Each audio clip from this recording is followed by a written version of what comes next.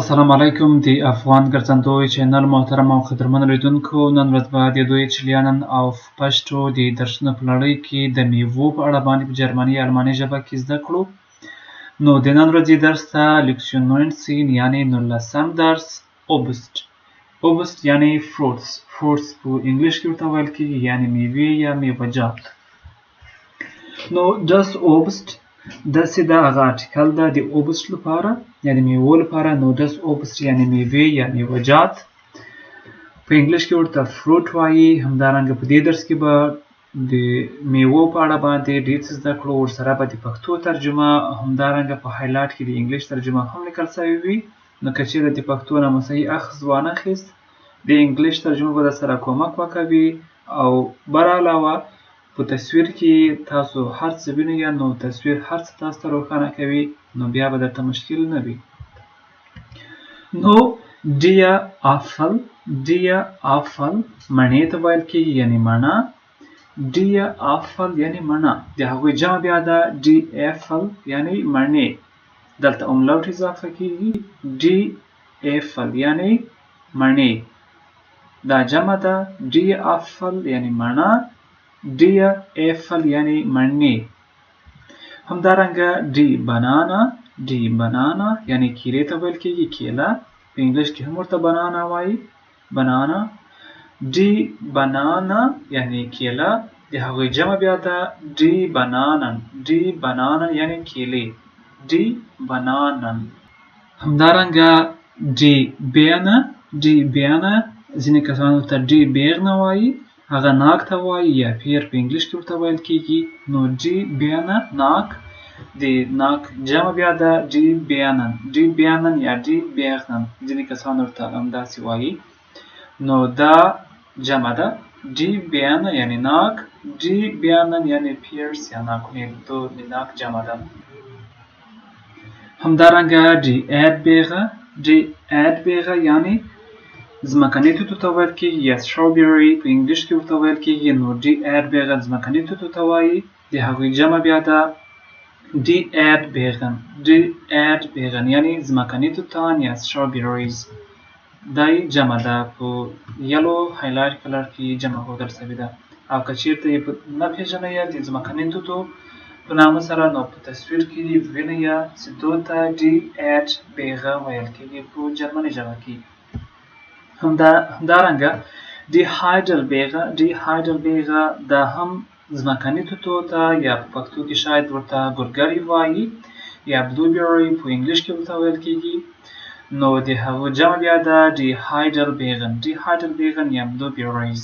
تصویر کې وینئ، که چېرته یې په ځمکني توتو باندې نه پېژنئ یا په ګورګرو باندې، نو شاید په دو تصویر سره یې وپوهېږئ چې تاسو ورته کوم نوم اخلئ. او د آسټریا یا د اوسترایخ په سیمو کې ورته die Blaubeere یا ځمکني توت یا ګورګري یا blueberries ویل کېږي. دا ورته په اوسترایخ کې وایي یا آسټریا کې، نو die Blaubeere. همدارنګه die Kirsche یا die Kirsche دواړه صحیح دي. دا الچو یا ګیلاسو ته ویل کېږي یا cherry په انګلیش کې ورته وایي. نو د هغوی جمع بیا ده die Kirschen یا die Kirschen، هغه بیا cherries یعنی هم ګیلاسونه د هغوی جمع بیا ده. دا ګیلاس ته وایي یا الوچې، دا الوچې دي. همدارنګه die Kiwi دا کیوي ته ویل کېږي، په انګلیش کې هم ورته کیوي وایي او په پښتو کې موږ او تاسو هم د کیوي په نامه باندې پېژنو.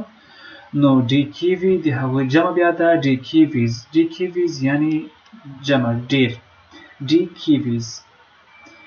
همدارنګه die Orange یعنی نارنجو ته ویل کېږي یا orange په انګلیش کې ورته وایي. die Orange یعنی نارنج. راځئ د هغوی جمع وګورو die Orangen یعنی نارنج، ډېر نارنج، die Orangen. همدارنګه die Pflaume یعنی الو ته ویل کېږي، دا الو، die Pflaume. د هغوی جمع بیا ده die Pflaumen. ان په اخر کې سره یو ځای کېږي د جمع لپاره یې. نو die Pflaume الو، die Pflaumen الوګان. دا یې په انګلیش باندې ترجمه هم لیدلی سئ په تصویر کې درته ښکاري. همدارنګه die Traube انګورو ته وایي.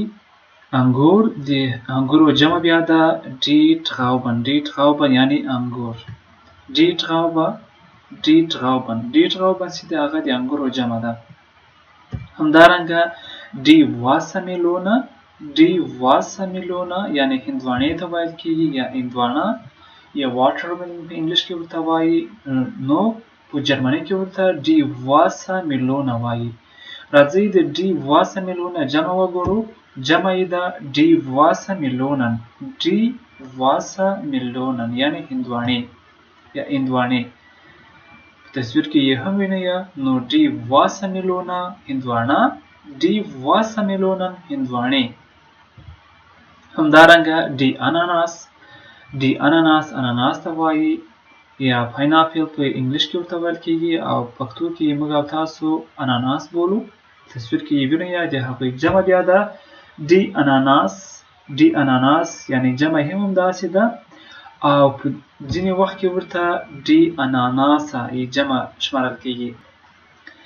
die اناناس هم د جمع لپاره کارول کېږي او په اکثره وختونو کې ورته د جمع لپاره die اناناسه پیل کېږي یا اناناس.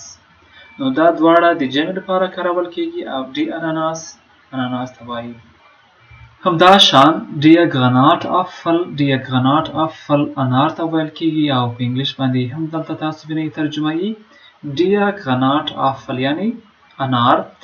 د انارو جمع بیا ده die Granatapfel.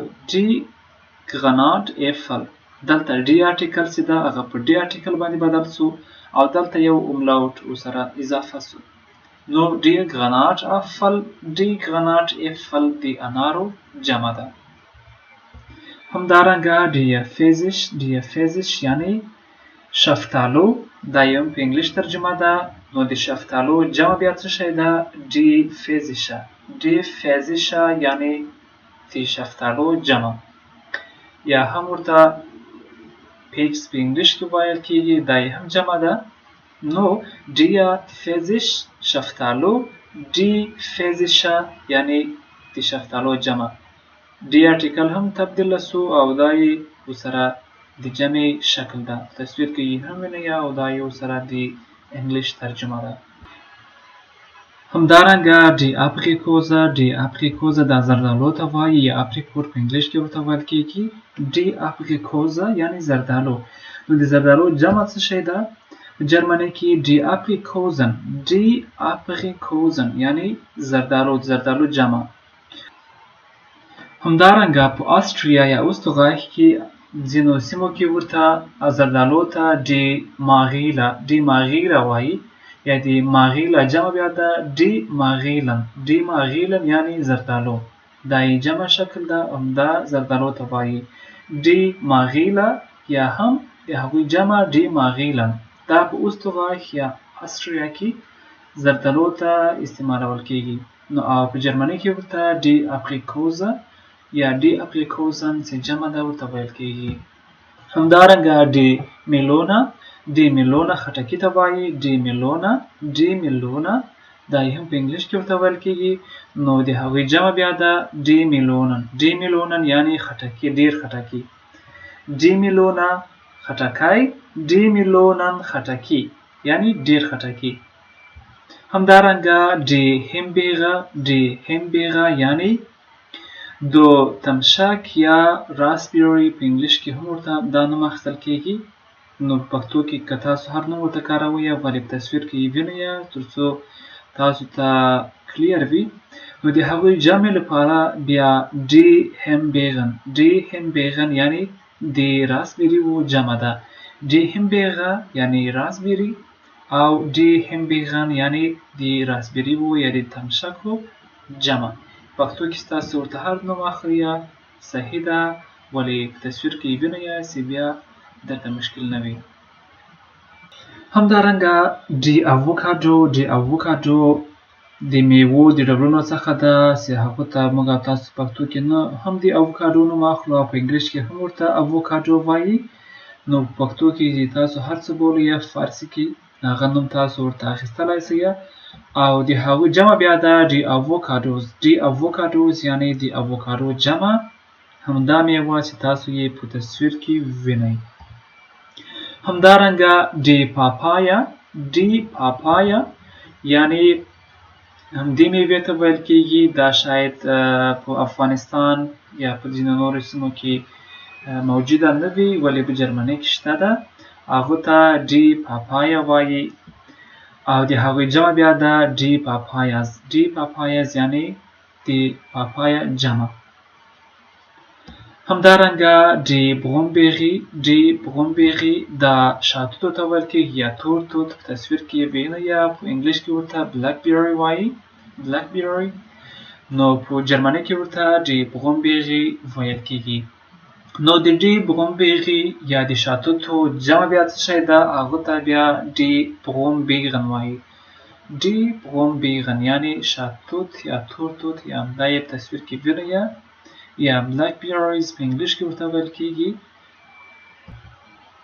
همدارنګه die Feige انځرو ته ویل کېږي. دا هم د انګلیش ترجمه ده. die Feige یعنی انځر. د انځرو جمع بیا څه شی ده؟ هغه die Feigen یعنی انځرو جمع یعنی چې ډېر وي. die Feige انځر. die Feigen یعنی د انځرو جمع او figs په انګلیش کې ورته ویل کېږي یا د جمع او په تصویر کې هم تاسو لیدلی شئ. نو دا و د میوه‌جاتو یا د میوې په اړه باندې درس. امید لرم چې د میوې په اړه باندې به مو ډېر څه زده کړي وي. نو که د درس نه مو څه زده کړي وي حتما ویډیو درسره لایک کړئ. نو د بیا لیدلو پورې ښه وختونه او د چینل سبسکرایب کېدل یاد مه باسئ. الله مو مل شه. د خدای په امان und auf Wiedersehen. Tschüss.